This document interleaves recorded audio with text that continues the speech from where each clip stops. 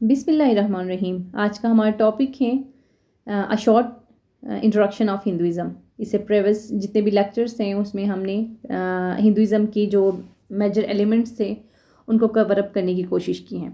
आज हम briefly Hinduism को पढ़ेंगे। हिंदू मत दुनिया के कदीम मज़ाहिब में से एक है, लेकिन ये शुरू कब हुआ इसका एग्जैक्ट डेट हमें नहीं मिलता। आज के दौर की बात की जाए तो हिंदू मत के फॉलोअर्स दुनिया के हर कोने में मौजूद हैं, लेकिन सबसे ज़्यादा हिंदुस्तान में बसते हैं। ओरिजिन ऑफ हिंदू टर्म यानी हिंदू जो वर्ड है उसका ओरिजिन कब हुआ। हिंदू का जो लफ्ज़ है वो नॉर्दर्न इंडिया में बहने वाला इंडस रिवर से डिराइव हुआ है।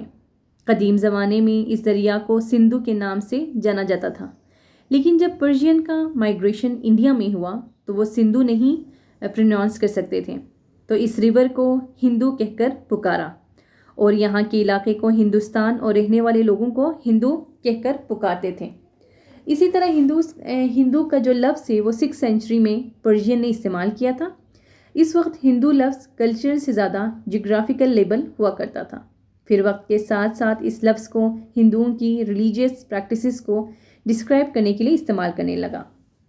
हिंदू रिलीजियस प्रैक्टिसेस को डिस्क्राइब करने के लिए हिंदुइज़्म का जो लफ्ज़ है वो बहुत पुराना भी नहीं कहा जा सकता, क्योंकि हिंदुइज़्म का लफ्ज़ 1816-17 में राजा राम मोहन रॉय ने इस्तेमाल करना शुरू किया था। इसके बाद 1813 के अराउंड ब्रिटिश कॉलोनाइजेशन के बाद हिंदुओं ने अपने आप को दूसरों से अलग दिखाने के लिए हिंदुइज़्म का जो लफ्ज़ है वो इस्तेमाल करना शुरू किया था। अब बात आती है व्हाट डज हिंदुइज़्म स्टार्टेड, यानी हिंदुइज़्म का आगाज़ कब। हिंदुइज़्म अपने रिलीजन के लिए सनातन धर्म का लफ्ज़ यूज़ करते हैं, जिसका मतलब है इटर्नल फेथ, यानी ऐसा मज़हब जो हमेशा से है। इंडस वैली सिविलाइजेशन में कुछ ऐसे एविडेंस मिले हैं जो या तो हिंदुइज़्म का पार्ट है या तो हिंदुइज़्म से इन्फ्लुएंस करते थे। अगर हम बात करें तो ऑर्गेनाइज तौर पर हिंदुइज़्म की शुरुआत वैदिक कल्चर से मानी जाती है, क्योंकि इसी टाइम से हिंदू की सेक्रेड टेक्स्ट हैं वेदास का ओरिजिन हुआ था, यानी हिंदुइज़्म का पहला लिटरेचर हमें वैदिक पीरियड में मिलता है। इसके बाद हम बात करते हैं core beliefs of Hinduism. Hinduism की जो कोर बिलीफ्स है वो क्या हैं। हिंदुइज़्म एक ऑर्गेनाइज मज़हब नहीं है। सिंगल सिस्टमेटिक अप्रोच से इसे नहीं समझा जा सकता, ना ही हिंदुइज़्म के पास कोई मखसूस रूल्स हैं। हिंदुइज़्म के बिलीव्स अक्सर local, regional, caste, community driven practices से इन्फ्लुएंस होते हैं, लेकिन फिर भी कुछ ऐसे बिलीव्स हैं जो सभी वेरिएशन में कॉमन कहा जा सकता है। इन्हें ही हम कोर बिलीव कह रहे हैं। इसमें सबसे पहले आता है एक सुप्रीम बीइंग पर यकीन, जिसे हिंदुइज़्म में ब्राह्मण कहा गया है। कॉन्सेप्ट ऑफ कार्मा पे यकीन, concept of soul, concept of reincarnation, concept of moksha Hinduism के सेंट्रल बिलीफ का हिस्सा है। इसके बाद आती है major god and sacred texts and different sects. वैसे तो हिंदुइज़्म एक सुप्रीम गॉड यानी ब्राह्मण पर यकीन रखता है, जो ultimate reality, formless God and omni presence energy की तरह है। लेकिन हिंदुइज़्म में कहा गया है कि इसके अलग अलग रूप हो सकते हैं। यही से पॉलीथीज़म का कॉन्सेप्ट शुरू होता है। हिंदुइज़्म में नेचर की वर्शिप भी होती है। इसके पीछे कोई ना कोई बिलीफ जुड़ी हुई है। वैदिक पीरियड में हाथी को गॉड, मेजर गॉड की तरह पूजा जाता था। वही लेटर पीरियड में ट्रिनिटी का कॉन्सेप्ट डेवलप्ड होता है। इसमें 3 मेजर गॉड्स हैं, ब्राह्मण the creator, Vishnu the preserver, Shiva the destroyer. Hinduism में फेमिनिन की भी वर्शिप की जाती है, जैसे कि गॉडेस शक्ति की सूरत में। इस तरह मल्टीपल गॉड एंड गॉडेसेस से हैं जिनके मुख्तलिफ एट्रीब्यूट से जोड़ा जाता है, जैसा कि लॉर्ड गणेशा जिसे कहा जाता है कि रिमूवर ऑफ ऑब्स्टिकल्स हैं। इसी तरह देवी सरस्वती को गॉडेसेस ऑफ नॉलेज कहा जाता है। जिस तरह हिंदुइज़्म का कोई सिंगल फाउंडर नहीं है, इसी तरह हिंदुइज़्म का कोई सिंगल किताब भी नहीं है, बल्कि मल्टीपल टेक्स्ट है, जैसे हिंदुइज़्म में सेक्रेड माने जाते हैं। इसमें सबसे एंशियंट 4 वेदास हैं, ऋग्वेदा, यजुर्वेदा, समवेदा एंड अथर्ववेदा।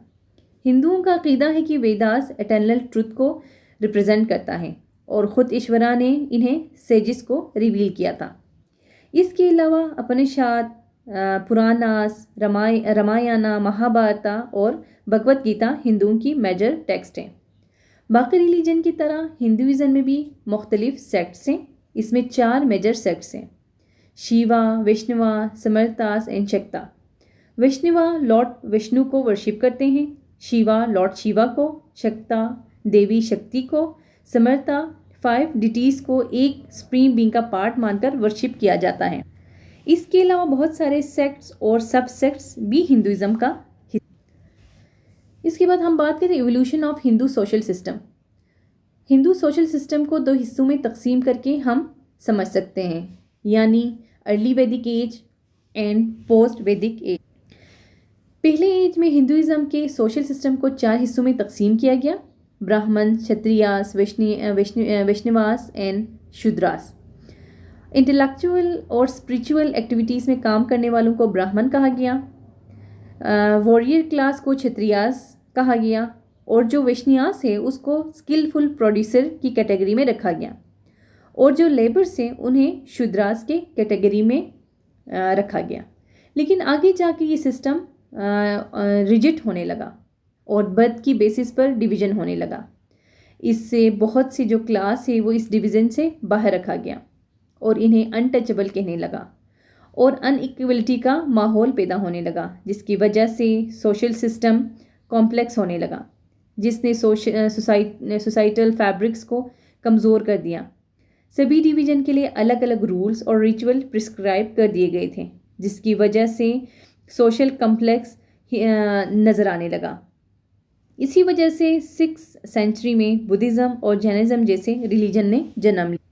अब हम बात करते हैं revival and reform in Hinduism. Social evils वक्त के साथ साथ बढ़ने लगे, तो इनको ख़त्म करने और दोबारा से हिंदुइज़्म को अपनी ओरिजिनल फॉर्म में लाने के लिए बहुत सी रिवाइवल एंड रिफॉर्म्स तहरीकें चली, जैसे कि भक्ति और डिफरेंट आचार्यास की सूरत में, जिन्होंने हिंदुइज़्म के रिवाइवल में बड़ा काम किया। और इसी तरह शंकराचार्य भी एक बड़ा अहम रोल हैं, एक बड़ा एक फिगर हैं हिंदुइज़्म में। उन्होंने 8th सेंचुरी में हिंदुइज़्म को रीऑर्गेनाइज्ड और रिफॉर्म करने के लिए काम किया। उन्होंने अद्वैता फ़िलॉसफी को पॉपुलराइज किया। उन्होंने हिंदू फिलॉसफी को फैलाने के लिए पूरे इंडिया में ट्रैवल किया। शंकराचार्य ने डिफरेंट सेक्ट को भी यूनाइट करने का काम भी किया, और हिंदुइज़्म के जो सैक्रेड बुक्स थे उनको भी सिंप्लीफाई किया, और इन टेक्स्ट के कमेंट्रीज लिखकर इनको समझने में मज़ीद आसानी पैदा की। शंकराचार्य के बाद रामानुजा, माधवाचार्य जैसे सेन ने भी हिंदुइज़्म को रिफॉर्म एंड रिवाइवल करने में अपना किरदार अदा किया। मिडिवल पीरियड में अगर हम मिडिवल पीरियड की बात, इसमें रामानंद, कबीर, नानक, मीराभाई, तुलसीदास जैसे भक्ति सेंट्स ने अपना किरदार अदा किया। अगर मॉडर्न पीरियड की बात करें तो राजा राम मोहन रॉय, स्वामी विवेकानंदा, स्वामी दयानंदा सरस्वती ने हिंदुइज़्म को फिर से रिवाइव करने में अपना किरदार अदा किया। ये था हिंदुइज़्म का एक मुख्तसर सा तारुफ। मैंने इसमें हिंदुइज़्म के मेन जो कॉन्सेप्ट्स है उसको कवर अप करने की कोशिश की है। होपफुली ये आप लोगों के लिए एक समझने में आसानी होगी हिंदुइज़्म को एक शॉर्ट और कम टाइम में।